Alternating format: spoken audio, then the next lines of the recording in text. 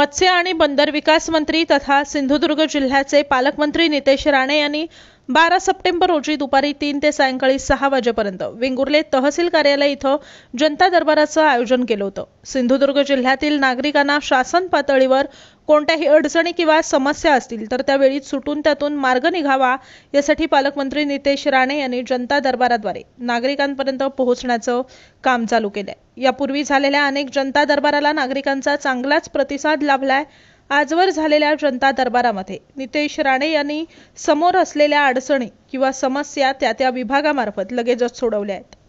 अशा पद्धतीच्या काही समस्या किंवा अडचणी वेंगुर्ल्यातील नागरिकांना असल्यास त्या सोडवण्यासाठी वेंगुर्ले तालुक्यात आज जनता दरबाराचं आयोजन करण्यात आलं होतं। या जनता दरबाराला देखील नागरिकांचा मोठ्या प्रमाणात प्रतिसाद लाभलाय। विचारा पहिलं बघा, पालकमंत्री झाल्यावर मी तेव्हाच जाहीर केलेलं होतं की प्रत्येक तालुकानिहाय लोकांना भेटण्यासाठी आणि लोकांचे प्रश्न सोडवण्यासाठी मी जाणार आहे। शेवटी मी जिल्ह्याचा पालकमंत्री असलो तरी मी शेवटी ह्या जनतेचा सेवक आहे आणि ओडसला नेहमी मुख्य सगळे शासकीय कार्यालय असल्यामुळे तिथे बसून काम करत असताना ह्याही गोष्टीची आम्हाला जाणीव आहे की वेंगुर्ल्यातून प्रवास करून येणं, घोडावरून प्रवास करून येणं, देवगडवरून प्रवास करून येणं हे सामान्य नागरिकांसाठी कित्येक वेळ खर्चिक असतं, त्यांना प्रवासाचा खर्च लागतो आणि म्हणून प्रत्येक प्रशासनाकडे येण्यापेक्षा प्रशासन त्यांच्याकडे जाणं ही एक आमची भूमिका आहे आणि त्याचमुळे आज वेंगुर्ल्याच्या तहसीलदार कार्यालयामध्ये आम्ही जनता दर्शनाचा कार्यक्रम घेतलेला आहे आणि जनतेचे प्रश्न सोडवणं, जनतेचे प्रश्न ऐकून घेणं आणि प्रामुख्याने तहसीलदार कार्यालय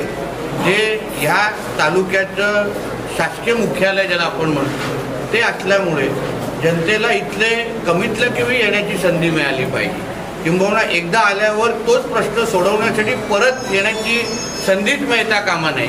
हा अनुभव जनतेला मिळावा या दृष्टिकोनातून आमच्या तहसीलदारांबरोबर आणि प्रांत होते आणि त्यांच्या सर्व संबंधित खात्याप्रमुखांबरोबर तालुक्याच्या आम्ही आज संवाद साधला, जनतेचे प्रश्न सोडवले आणि माझी अपेक्षा एवढीच आहे की प्रत्येक तालुक्याच्या तहसीलदारांनी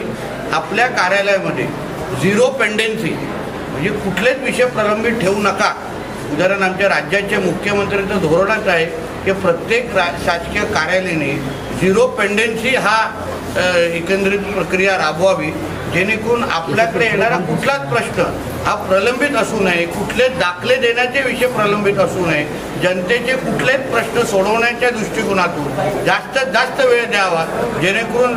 जनतेचा विश्वास शासनावर आणि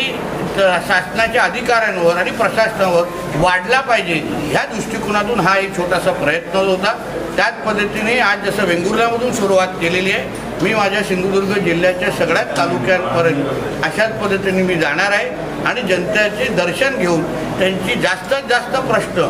सोडवण्याच्या दृष्टिकोनातून मी पुढाकार घेणार।